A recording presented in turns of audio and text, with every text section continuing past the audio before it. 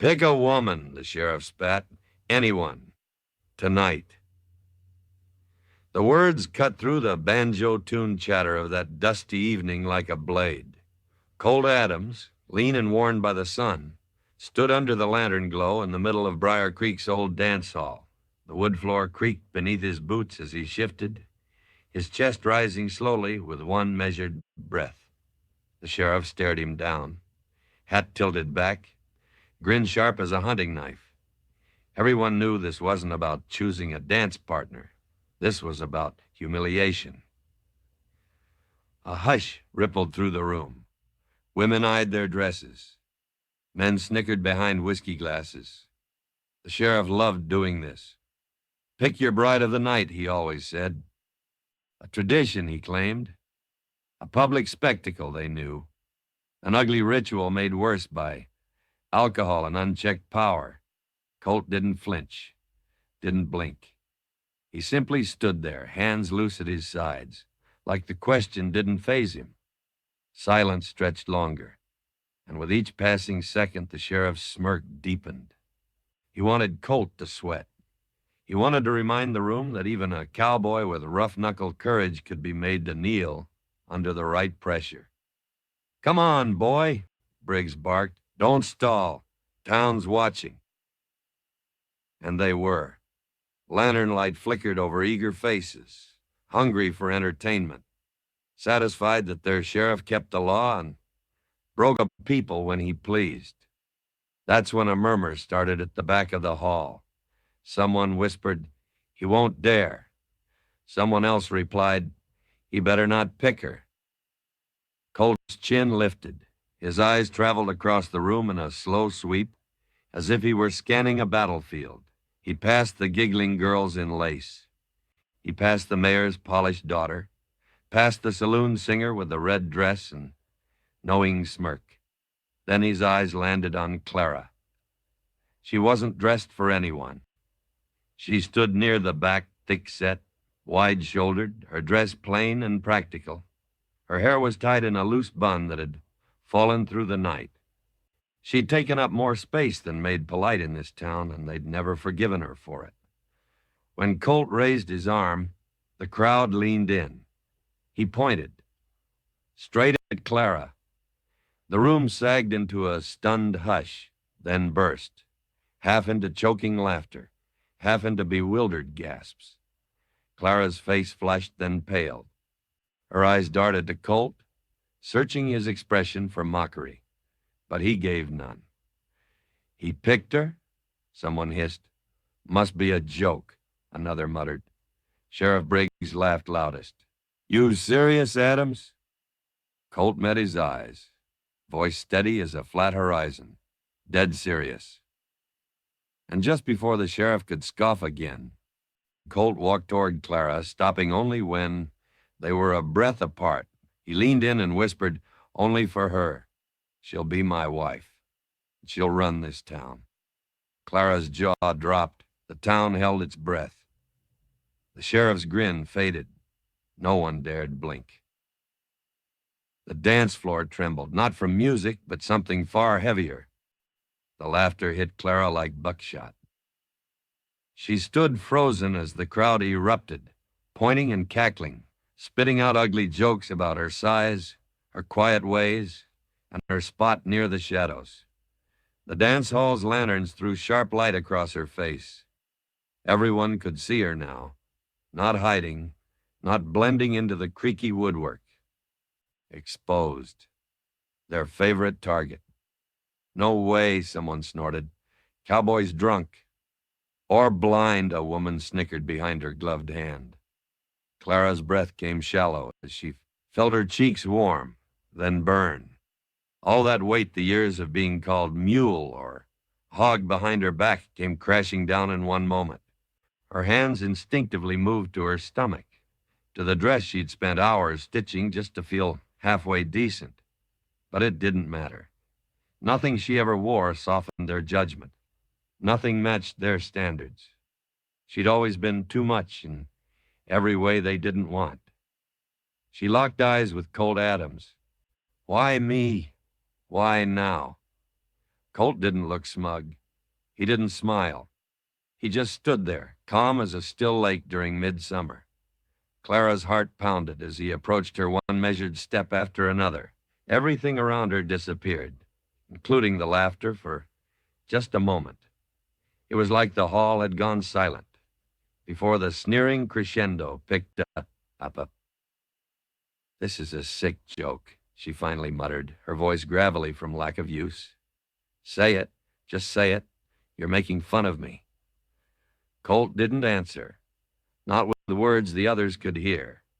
He leaned forward just as he had during the selection, close enough that Clara could see the faint scar near his jaw, feel the warmth from his breath. "You're the only one who can change everything," he whispered. Her spine straightened. "What?" she managed. "You heard me," Colt replied, voice low. "They laugh at you because they fear you, because you don't play their game. But tonight, this ends, if you want it to." A fresh round of laughter rippled behind them. Someone shouted, "Kiss her, cowboy. Let's see if she eats you next." The hall burst again like a pack of wolves, entertained by their own cruelty. Clara didn't flinch this time. She felt something shift inside, subtle but undeniable. He wasn't laughing. He wasn't mocking. And for the first time in her life, someone had said she could change things. Her eyes, once glassy with shame, steadied. Not with tears, but fire. "I don't need your pity," Clara said softly, stepping back just enough to bring her face level with his boots. Then she raised her chin and met his gaze again. "But I'll take your promise." The crowd didn't like that. The jokes faltered. Colt nodded once like they'd signed an invisible deal. "You'll know why soon." Behind them, Sheriff Briggs leaned against the bar with a dark grin twisting his lips. "This ought to be fun," he said, loud enough for everyone to hear. "Watch closely, folks. Ain't every day a man damns himself over a dirt road nobody." Clara stood taller. She wasn't nobody, and some part of her wounded, quiet but alive, refused to believe this was mockery anymore. Like so many, she carried scars no one saw, wounds from cruel jokes and quieter rooms. But that didn't mean she was weak. She just needed someone to see her. Suddenly, the music restarted shaky. Off time. Colt stepped beside her. And though she didn't take his hand, she didn't step away. Out of sight, two women whispered, "She'll burn for this, and we'll make sure of it." The night air outside the dance hall was cold enough to bite. Colt led Clara down the steps, away from the snickers and lingering stares. Crickets filled the silence as they walked, not speaking at first. Clara didn't know where he was taking her, only that he walked with purpose, his eyes always scanning the town's shadows. She stayed close, her heart a knot of confusion, curiosity, and that familiar dread. They stopped near a fence by an abandoned stable. Colt leaned on the post, face turned toward the dusky horizon. "They'll come after you," Clara said quietly, "for siding with me, for this stunt." Colt didn't respond at first. Instead, he took off his hat and rubbed his jaw as if wrestling with something heavier than the sheriff's threats. "This ain't a stunt," he finally muttered. "This is me tipping the board. The sheriff thinks he owns every soul in that room. Maybe he does. But not you, and not me." Clara crossed her arms, defensive.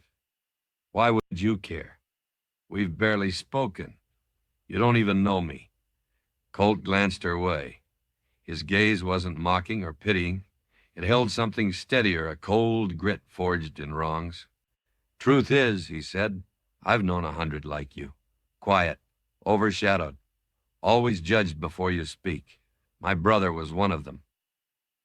Clara's breath caught. He'd never mentioned family at the dance. She waited. Colt's voice grew raw. "He was younger, smarter than me.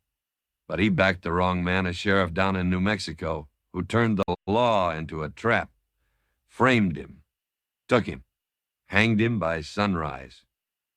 Clara's throat tightened. Colt didn't look away. They never gave him a trial, just whispers and rope. Colt tapped his chest twice. I was a day too late. Rode all night. Found him swinging. And I promised myself I'd never stand by again. Clara stared at the ground, and trying not to let her emotions take over. But his words hit marks she'd hidden for years. "You're not him," she said, voice shaky. "No," Colt agreed. "But you remind me of something he believed, that every person, no matter how the world paints them, has a fire the small men fear." Clara snorted softly. "Are they just like an easy target?" Colt shook his head. "You think it was easy for them? Watching you stand in that room?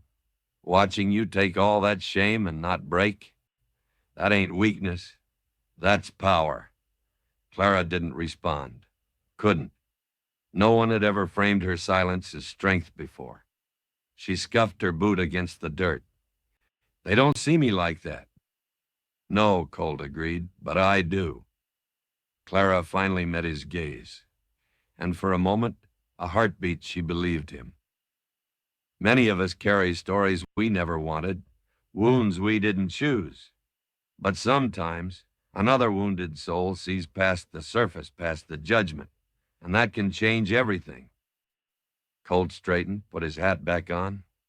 "I picked you tonight, not to shame you, but to shield you, and to start something they won't see coming until it's too late."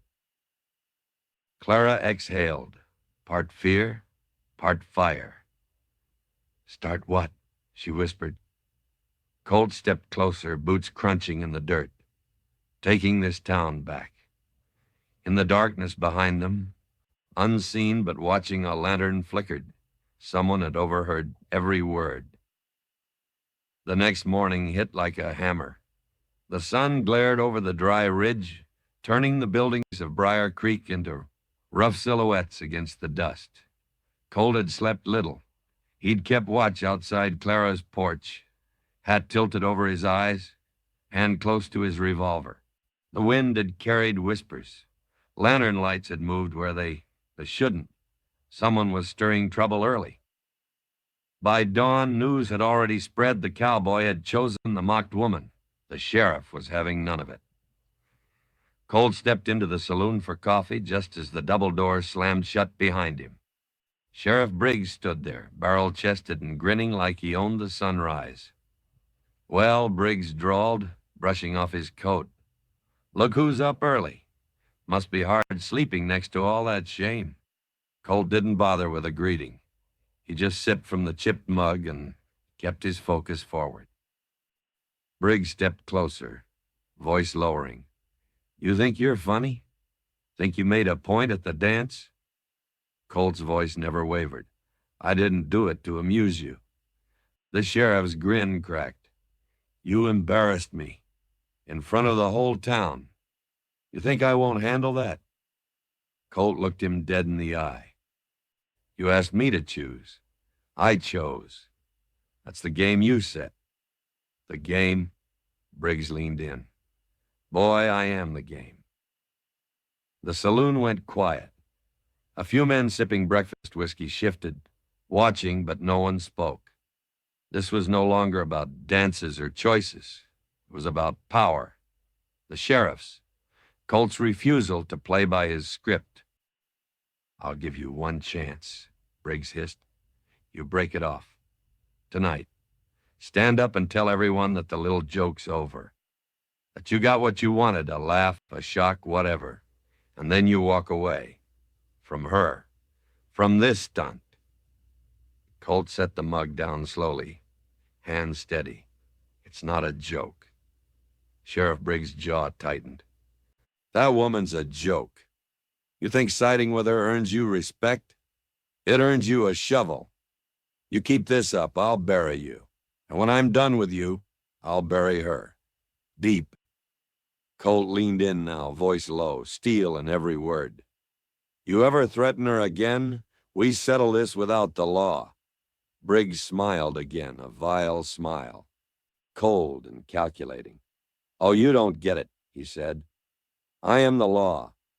I'll burn that house down with her, still inside, and call it an accident. I'll have her arrested for disorderly conduct if she speaks out. I'll make sure every whisper in this town turns into a laugh behind her back. And you won't stop it, because every badge here answers to me. Colt's hands curled into fists. He fought back the urge to reach for his gun. Not yet. You think it's hard now? Briggs said, taking a step back. What happens when it's not just mocking? What if it's ropes on her door? Rocks through her window? Colt didn't look away. I don't care what it costs, he said. I'm not backing down. Briggs' grin faded, head tilting as if hearing that for the first time. Like Colt had crossed a line even he hadn't expected. Then I'll make damn sure she pays for your stubbornness, he whispered. He turned and walked out, leaving the coffee boiled bitter in Colt's mouth. We all know the feeling being told to walk away from what matters, to choose the easy path, to avoid the cost, but some costs can't be bargained with. Colt left the saloon with fire in his chest. He'd faced men like Briggs before, but this time a woman's dignity and future hung in the balance. Across town, Clara opened her door to find a dead crow nailed to her wall, a message and a warning. Clara stared at the dead crow. Its wings were spread wide on her front wall, a nail driven straight through its chest. The dark feathers, shiny with morning dew, glistened eerily in the rising light. Her breath hitched. She knew what it meant. A warning, a threat, a reminder that she didn't belong. For a long time, she stood there still, except for her trembling hands. Then something shifted. She pulled the hammer from her tool drawer, stepped onto her porch, and with one swift movement, yanked the nail free. The crow hit the dirt with a soft thud. She stared down at it, at the ugliness, the symbolism, then wrapped it in burlap, threw it into the fire pit, and set it ablaze. She didn't scream. She didn't cry. She moved like someone reborn. Clara washed her hands, changed her dress, then walked toward town. She passed familiar porches and open windows. The same women who'd mocked her the night before now whispered behind curtains. Clara didn't flinch. She walked straight toward the dry goods store, where the town's women always gathered not to buy, but to judge. Mabel Cartwright saw her coming. A thin brunette with a tight mouth and tighter morals, Mabel was queen of gossip. She leaned back against the flour sacks, arms crossed, smirking. Well, Mabel said, loud so all could hear, if it ain't the cowgirl bride here to buy supplies for your wedding feast? The group giggled. Clara didn't blink. No, she said evenly. I'm here to repay a debt. Mabel raised a brow. Oh? Clara nodded. You and your kind owe me an apology. Laughter. Harder this time. For what? Mabel snorted. For noticing your appetite. No, Clara replied. For pretending your cruelty makes you powerful. It doesn't. It makes you small. The room fell silent. Clara continued, voice growing stronger with every word. You've mocked me for my weight, my silence, my place in the shadows. But that's over. I don't apologize for being seen anymore. I'm done bowing my head. Mabel scoffed, but Clara stepped closer. You think I'm an easy target? Clara asked. Do you know what it takes to keep going when you're laughed at every day? That's strength. That's survival. And now I'm done letting you pretend it's anything else. Mabel opened her mouth to retort, but Clara kept talking, eyes locked. You know what the sheriff fears most? A woman who doesn't crack. A woman who doesn't break under the laughter. I've held your fire for years. Now I return it. You don't scare me anymore." She stepped back. Mabel blinked. Someone else quiet. Thin Miss Lacey spoke up softly from the corner. "She's right." Mabel whipped her head. "Don't you start." But Clara wasn't listening anymore. She turned and walked out, shoulders square, chin high. The air around her crackled. We've all been someone's joke until we find the voice that stops the laughter. As Clara walked home, a strange calm settled. She'd done it. She'd spoken. She didn't notice the man watching from across the street, pen in hand, writing her name on a folded envelope. The dance hall once again buzzed with music and movement, but there was something different in the air that night.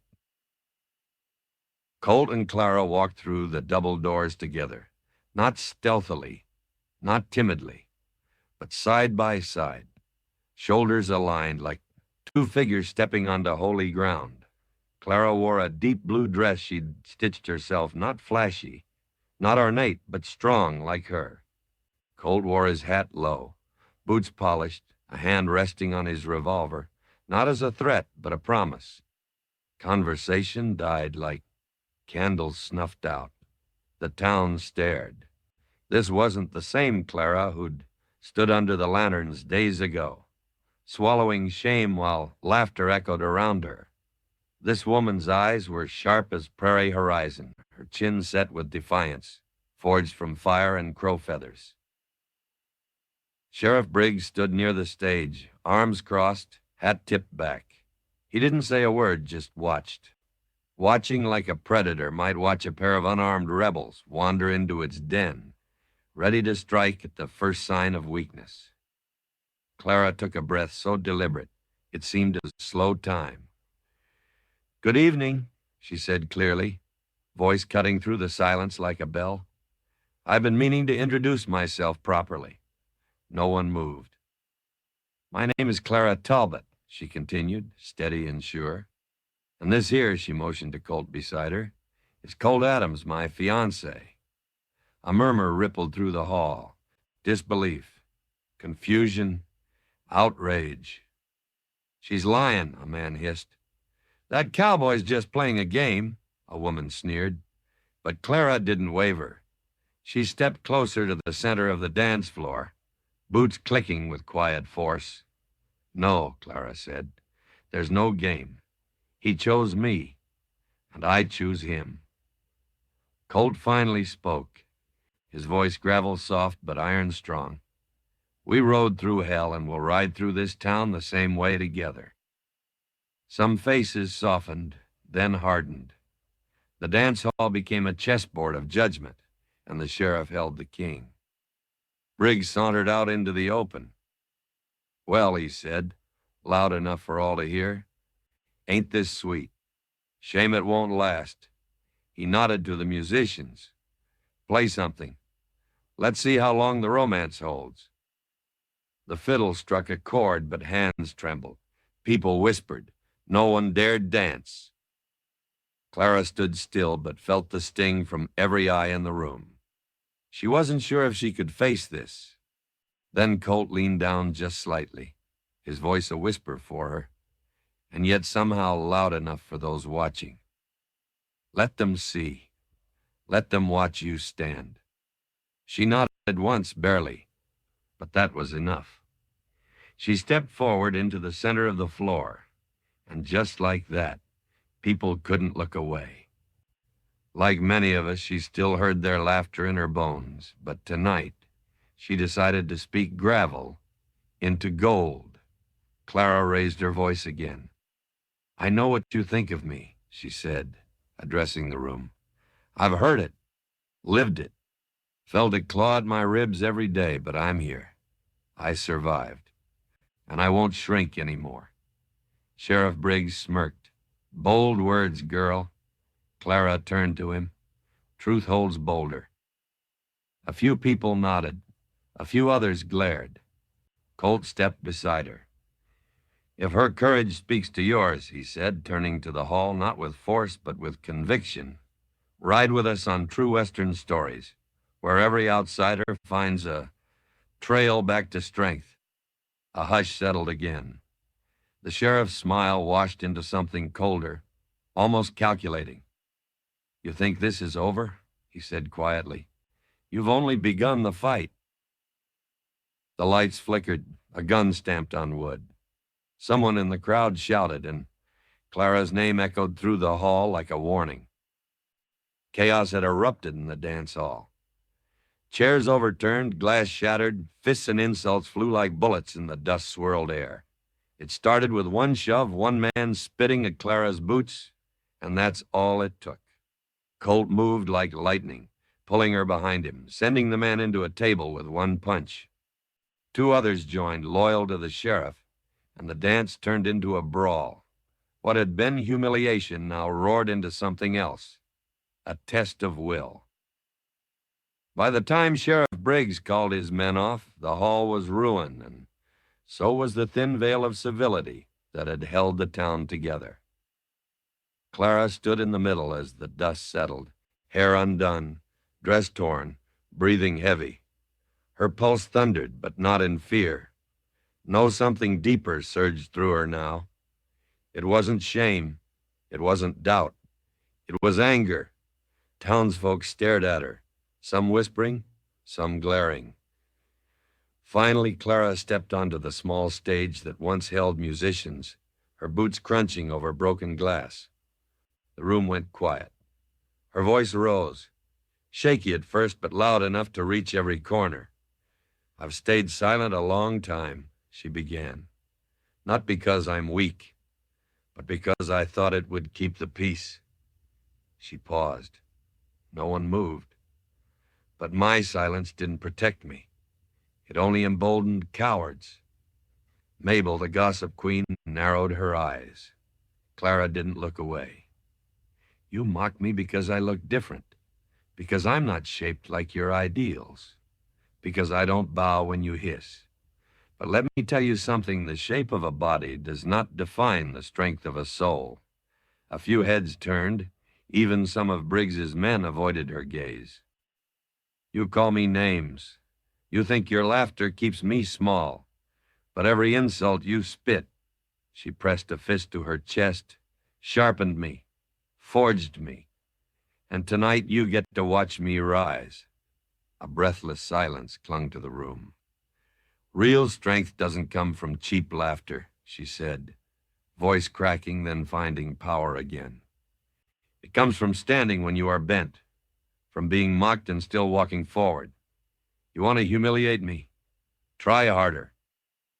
Sheriff Briggs stepped forward, applause slow, dripping sarcasm. Impressive speech, he said. Truly, but words don't change how this town works. I do. Clara looked him dead in the eyes. Not anymore. Briggs' smile faded.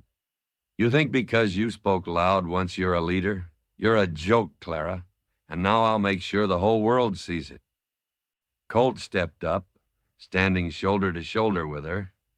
You've already lost, he said. But it wasn't Colt that made the room shift. It was Ella Navarro, shy, thin and almost invisible. One of the quiet girls who never spoke but always watched, always listened. She took a step forward, then another, toward Clara. I was wrong, Ella said, voice trembling. All this time I watched and said nothing. Because I didn't want to be the next you. I'm sorry. Clara nodded. They didn't need more. Many of us have stood by while cruelty breathed around us, afraid to speak, afraid to be next. But every movement starts with one defiant voice, and a second that refuses to walk away. Briggs seethed, watching the ripple spreading. Fine, he said coldly. Let every whisper catch fire. Let your voices rise. I'll stamp them out one by one, and I'll start with her. A deputy slipped out a back door carrying a handwritten arrest order with Clara's name on it. Night fell heavy over Briar Creek. Colt stood outside the old livery, hands shaking something that never happened. He'd spent the afternoon tracking a rumor, an old thread connected to long-buried pain. And now, the truth sat in his hand. A tattered sheet of paper. A report from a neighboring county, faded ink, stamped with an emblem he'd seen once before. On his brother Jacob's death filing, traced back to one man. Sheriff Briggs. It wasn't just negligence. It was execution. Colt folded the paper, jaw clenched like stone, eyes burning. Behind him, Clara approached quietly. "You found something," she said. He didn't turn. "It's him, Clara. It was always him. Jacob didn't die in some nameless feud. Briggs had him seized. Called him an outlaw, just to hang him without trial." Clara closed the distance until she stood beside him. The moonlight flickered in her eyes. "What will you do?" she asked. Colt swallowed hard. "What I should have done years ago." Her face tightened, not in fear, but in understanding. Clara was no longer the quiet, swallowed girl they used to forget. She was forged now, and this was her battle, too. "You won't do it alone," she said. Colt's breath caught like a lungful of dust. "Clara," his voice broke, "this isn't your war. It's mine." "No," she said gently but firmly. "It became mine the second they nailed that crow to my wall. The second they called my name like I was dirt. Your fight for justice is my fight to exist. And I won't stand back while you face this alone." Colt stared at her, and all his walls trembled. He'd never been one for tears, but the pressure of grief and rage cracked through whatever toughness he wore like armor. He fell to his knees. "Everyone I ever loved died because I wasn't fast enough, strong enough. I can't watch it happen again." Clara knelt beside him, placing her hands on his face. Not soft, but solid. Steady. "Look at me." He did. "You didn't fail your brother. You were set up to lose. That was Briggs' game." Her voice dropped. "But now, you've got more than survival. You've got truth. And me. Let them laugh. Let them threaten. We are done hiding." Colt let out a slow, broken breath. He hadn't expected her to become anchor and storm all at once. "You believe in me," he whispered. "I do," she answered. "Enough to stand beside you when it all comes down. You gave me my voice. Now I give you my strength. When someone starts believing in you, the world shifts. Even your wounds become weapons. What was once a scar becomes armor." Colt stood, resolving something deep within. He offered Clara his hand, not to save her, but to walk with her. She took it confidently. "We settle this at sunrise," he said. "I'm done trying to outplay him in the dark." Clara nodded. "Then we face him together, in the light where everyone will see him fall." Colt straightened, pulling his coat tighter, tipping his hat. A hope and vengeance tangled in his posture like two sides of a pistol barrel. They headed toward the street. Behind them, the shadows seemed to shift like something was watching, tracking, because someone was. From a narrow alley across the dirt road, Sheriff Briggs watched them go. A sick grin spread across his face like oil on standing water. He held the final card, a deed, a signed judge's order.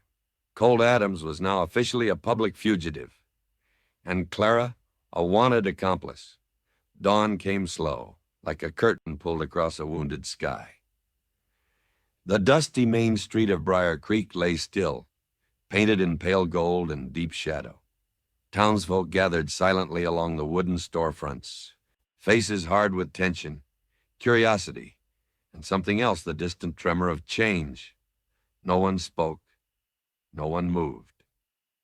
At the far end of the street, Colt Addams walked with measured steps, boots stirring sand, coat brushing long against his legs. Clara walked beside him, chin lifted, calm as a Sunday sermon. Not 1 inch of her posture hinted at fear. She wasn't just standing with him. She was defending a future neither of them were willing to surrender. At the other end, Sheriff Briggs waited. His badge gleamed coldly from his chest. His hand rested on the revolver at his hip. 2 deputies flanked him, guns already drawn, making the duel more demonstration than honor. But then again, Briggs had never cared for honor, only control. "Looks like you found your voice, Addams," Briggs sneered. "And you found your rope," Colt replied, tossing a folded paper into the dirt between them. The wind blew it open, revealing what everyone leaned in to see: the judge's order, freshly stamped. "You declared me a criminal," Colt said, loud enough for all to hear. "No trial, no notice. Same as you did to my brother." His voice tightened, but he held steady. "But the truth's out now. You ordered his execution. You hid the evidence." Whispers rippled. Clara stepped forward, voice smooth. "He built this town by breaking people like me. Like the quiet ones you all stepped around. Like Jacob Addams. Justice isn't what he wants. It's what we choose now." Briggs scoffed. "Touching. But I ain't the only power here." He pulled his coat back, revealing a second gun. Colt stepped into the center of the street. "No more games. You want this fight? Fine. Let's finish it." Clara moved to stand behind him, visible, unwavering. For a moment, the whole world balanced on a tension wire, breath held between seconds. Briggs raised his pistol, and every deputy flinched, ready for violence. Colt didn't reach for his. "Before you draw," Colt said, voice steady as stone, "remember this. Everyone's watching. You pull that trigger. You convince them all that everything I said was true." A hush ran through the street. Briggs' eyes flickered. Doubt, thin as a hair but visible, trembled inside him. "Men like you," Colt continued, "live on silence, on fear. But it's gone now. It's over." The sheriff's hand tightened. Time seemed to jerk. A bead of sweat ran down his brow. "Shoot then," Briggs roared, but his voice cracked. He pulled the trigger, and before the hammer fell, someone stepped forward. A shot cracked like thunder. Briggs staggered, not from Colt's gun, not from Colt's hand, from behind. His own deputy, Jackson Cole, lowered his smoking pistol. "That's enough," Cole said, voice hollow. "I ain't dying for your lies." Briggs stared dumbfounded. Blood pooled from the side of his ribs.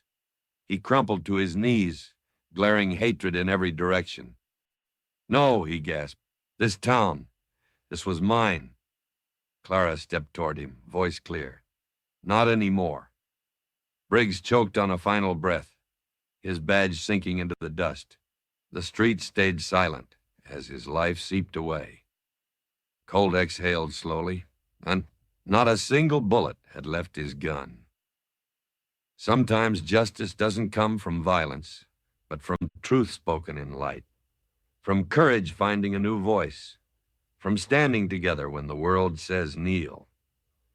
Colt knelt down, placed a hand on Clara's shoulder. Around them, people shifted nervously, then slowly.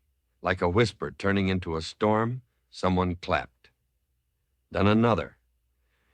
And soon the whole street was applauding, not for the death of a sheriff, but for what had been reclaimed. Clara knelt, brushing dust off the sheriff's badge, and tucked it under her boot. Not in hate, in closure, and in the cold air, someone said, "What now?"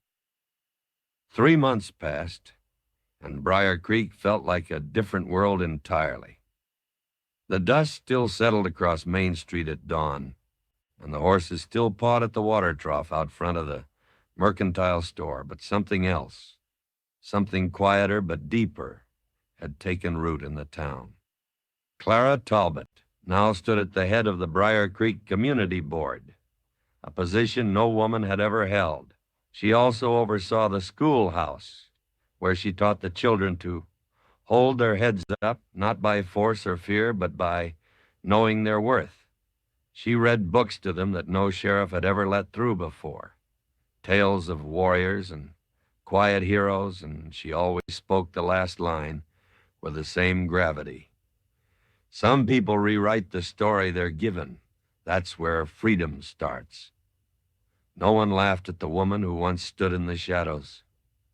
Even those who had mocked her walked differently now around her, nodding with quiet respect. Clara didn't demand it. She simply was. Presence became power. Kindness turned into authority.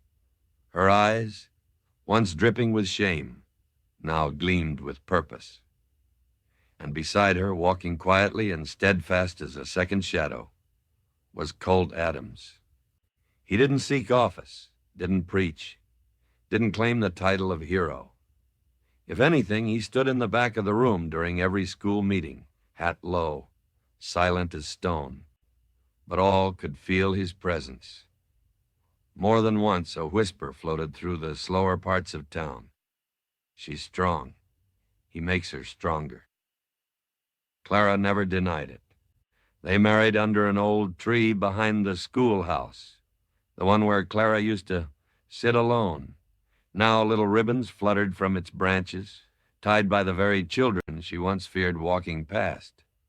Colt stood by her side. No grand ceremony, no roaring crowd, just steady vows and silent promises. "You gonna run this town?" Colt once teased in private. "No," she'd reply with a smile. "We will." But most days he just watched her from the sidelines, admiring the way she held court, listened to every voice, even those she could have scorned. Clara's reign wasn't loud. It was honest, and that made it unbreakable. We all long to rewrite the humiliations we've endured, to see a world where our wounds become our wisdom. Clara did that not by force, but by standing. Her story traveled far beyond Briar Creek, whispered in other small towns, then carried on dusty roads, passed between women who knew what it meant to be laughed at and men who wondered what strength really looked like. With a spine of steel starts a new way forward, folks said. That's just how the Talbots ran it. And if anyone questioned how that shift began, why, the sheriff was gone. Why the old order fell, the regulars at Briar Creek Saloon would say the same thing. Because one woman refused to shrink. One evening, Colt came home and found Clara sitting by a lamplight with the ledgers open, reading minutes from a board meeting. "You ever miss it?" he asked, placing a hand on her shoulder. "Miss what?" "The quiet, being unnoticed." She smiled, soft but sure. "No, not anymore." Colt kissed her forehead. "Good, 'cause you're not done yet." This was one of many stories of courage, grit, and dusty road justice. If Clara's rise stirred something in you, saddle up with us for the next ride. More true Western stories await. Outside, the old sheriff's badge lay buried under that same tree, and kids played on top of it, without ever knowing the ghost beneath their feet.